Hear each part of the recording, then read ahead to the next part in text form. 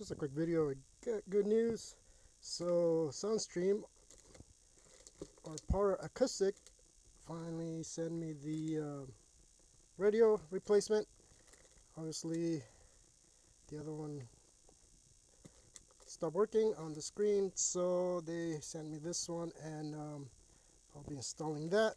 So I'm gonna give a shout out to them for helping me with that. Warranty the old one, and here's a baggie of screws and bracket.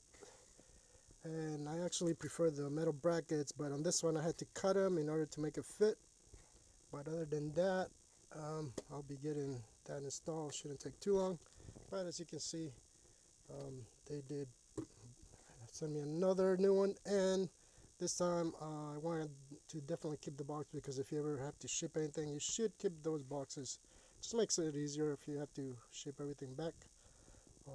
I know some people just want to get rid of them right away, but it is the same exact one, as you can see. So there you go.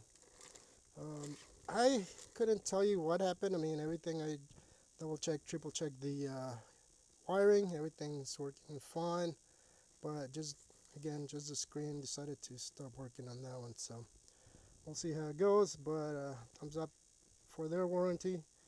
So other than that, this should be installed next time if I do another video on it. I did not send any cables, and normally they tell you that on the instructions. So there's no wiring here because it's already in the car. So it's just ready to plug in or back in, and I should be able to start using it again. And that's pretty much it. I mean, there's nothing more to it, but I just thought I'd update this video. So I got the new radio back on. As you can see, it's working.